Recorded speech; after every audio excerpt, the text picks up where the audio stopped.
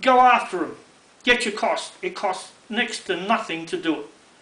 $147 to put a writ into the local court, $340 in the district, $16.50 into the Supreme Court, and $14.70 into the High Court. It rolls off my tongue a bit, but I have to sell a bit of machinery to afford it. But it's worth doing it, because they're your rights. You have a constitution which gives you more rights than anyone else. The highest authority in this country is in here. It's you. Each and every one of you is the highest authority in this country.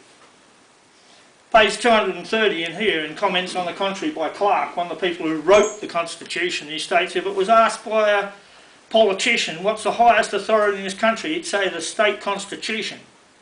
He said it leads near to the truth, but it doesn't reach it, because the highest authority is the people and their sovereignty over everything in this country. If you go to the Hansard of 1898, so available on the net, you can access it. Hansard is a record of the Federal Parliament, or the Parliament at that time. And you find out just who owns the country. Because Justice Isaacs and Griffiths, two more of the people who wrote it, along with Parkes and all the rest of them, stated quite clearly that at Federation, sovereignty was removed from the Parliament and vested solely in the people. Because this is more than just an act of the British Parliament, which it is actually not. It's claimed to be an act of the British Parliament. The first 9 sections were inserted by the British Parliament. The rest was put together by Australians, for Australians. It was put in place with the Imperial Act and Letters Patent. I say this because I've got a copy of it. You can access it through the State Library. You can go in there, you can access the Imperial Act and Letters Patent, putting in the Office of Governor, the State Electoral Act, the Federal Constitution, and the State Constitution. They're all there. It cost, I think, about $17, $18. I told you I got a copy of all of them for $17 or $18. There's nothing to it.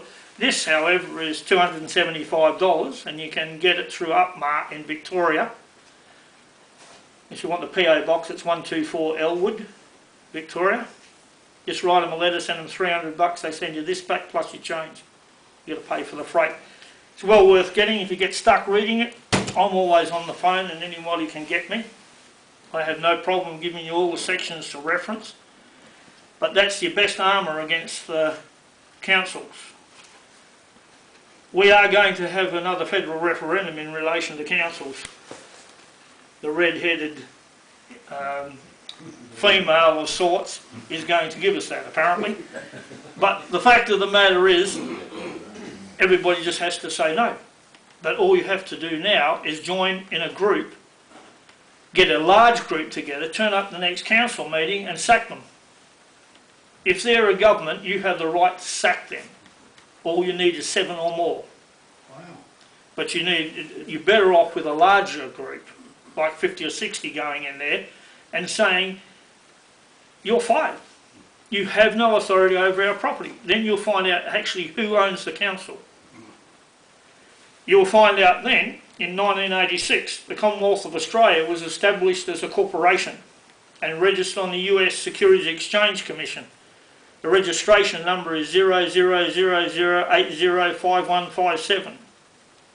And underneath that it has Commonwealth of Australia Securities Company, LLC company, which is a limited liability company, registered in Delaware, a tax haven. And when you poke into that, which takes about 2 hours of messing around with a computer, and I've got a friend who likes poking around in that, we come up with 3 $6 trillion accounts. Now who the hell owns that? That's our money.